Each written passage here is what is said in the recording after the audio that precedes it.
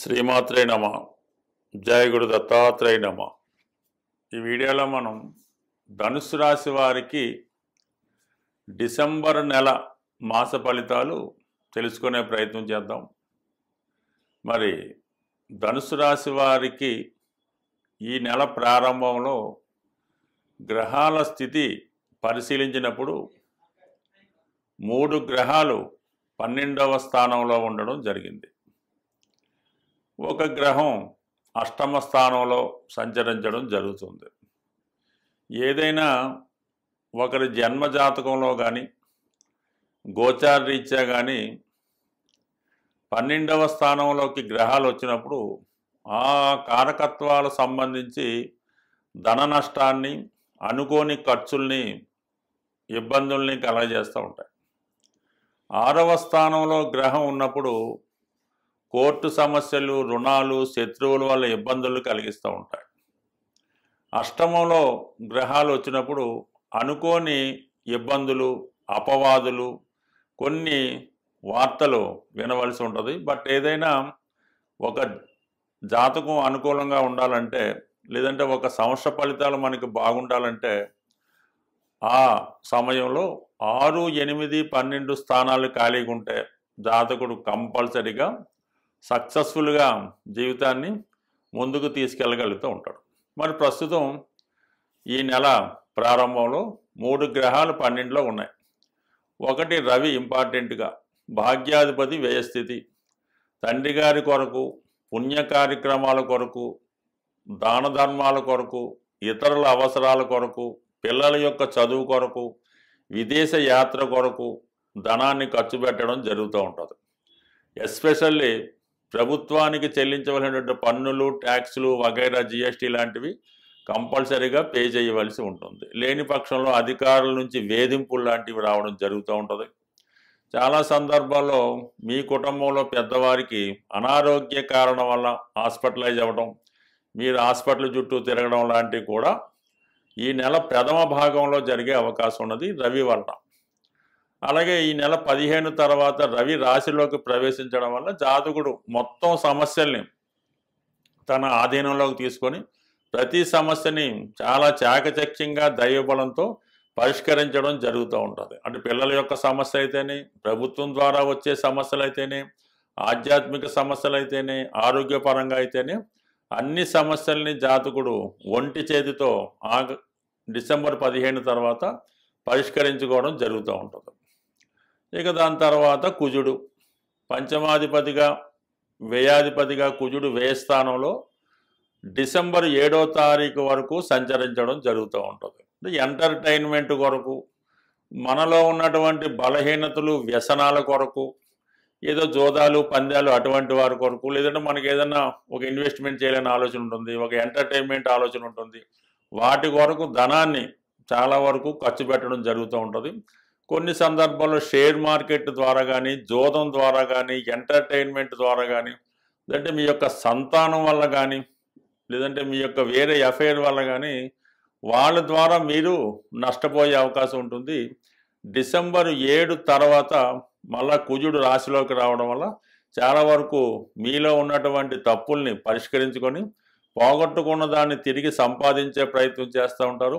మీలో ఒక కొత్త ఉత్సాహం రావడం వల్ల మీలో ఉన్నటువంటి ప్రతిభకు తగిన గుర్తింపు రావడం జరుగుతూ ఉంటుంది. అంటే ఏమైందంటే ఈ డిసెంబర్ 7లో కుజుడు మారడం, డిసెంబర్ 15 రవి మారడం, అలాగే డిసెంబర్ 5న గురువు 7వ స్థానంలోకి వచ్చి రాశిని వీక్షించడం వల్ల 1, 5, 9 3 కోణాధిపతులు లగ్నంలో ప్రవేశించి ప్రభావం చూపడం వల్ల 100% మీలో ఉన్నటువంటి కాన్ఫిడెన్సు చాలా వరకు పెరుగుతూ ఉంటుంది. సంపాదించే మార్గాలు కనబడుతుంటాయి. మీలో ఒక ఆకర్షణ బలం పెరిగే అవకాశం ఉంది. కాబట్టి ఇది ఒక అపూర్వమైనటువంటి, చాలా రేర్గా ఏర్పడుతూ ఉంటుంది ఇటువంటి స్థితి ఈ ధనుసు రాశి వారికి. భాగ్యాధిపతి రాశి యందు, పంచమాధిపతి రాశి యందు, రాశ్యాధిపతి గురువు రాశిని చూడటం, ఇవన్నీ చేపట్టిన కార్యక్రమాల్లో చాలా విజయవంతంగా మీరు సక్సెస్ అవుతారు. ఇదంతా కూడా మీకు డిసెంబర్ 16 నుంచి జనవరి 15 వరకు అటు ఇటుగా ఉండే అవకాశం ఉంది. ఈ సమయంలో మీరు చేపట్టే రాజకీయ ప్రవేశం కానీ, ఏదైనా కొత్త వ్యాపారం స్టార్ట్ చేయడం కానీ, ఏదైనా మిమ్మల్ని మీరు ఒక పరిశ్రమలో ఎంటర్ అవ్వడానికి చాలా అనుకూలంగా ఉంటుంది. సో ఇది పక్కన పెడితే శుక్రుడు 12వ స్థానంలో సంచరిస్తూ ఆగస్టు 8వ తారీఖు నుంచి శుక్రం మౌఢ్యంలోకి మారడం వల్ల చాలా వరకు షష్టాధిపతిగా లాభాధిపతిగా వ్యయ స్థానంలో ఉండడం వల్ల అప్పు చేసైనా సరే మీలో ఉన్నటువంటి సరదా తీర్చుకుంటారు. విలాసమైనటువంటి ఖరీదైనటువంటి వస్తువులు కొనుగోలు చేస్తారు. రహస్యంగా ఇతరులను కలుసుకొని రహస్య కార్యకలాపాలు సాగించడం, కొన్ని బలహీనతల్లో ఇతరులను చేరదీసి వారి కొరకు ధనాన్ని ఖర్చు పెట్టడం, రహస్యంగా ధనాన్ని ఖర్చు పెట్టే అవకాశం ఉంది. మొత్తం మీద ధన నష్టం జరుగుతూ ఉంటుంది. స్త్రీలతో విభేదాలు రావడం జరుగుతూ ఉంటుంది. స్త్రీల కొరకు ధనాన్ని వెచ్చించడం జరుగుతూ ఉంటుంది. ఇది డిసెంబర్ 20 తర్వాత శుక్రుడు కూడా మళ్ళీ రాశిలోకి ప్రవేశించడం వల్ల అటు మీరు కళారంగంలో సినిమా రంగంలో ఉన్న మీకు కూడా మంచి అవకాశాలు రావడం జరుగుతూ ఉంటుంది. అయితే కొంతవరకు అర్ధాష్టమ శని ప్రభావం వల్ల చాలా ప్రయత్నాలు మధ్యలో ఆగుతుంటాయి.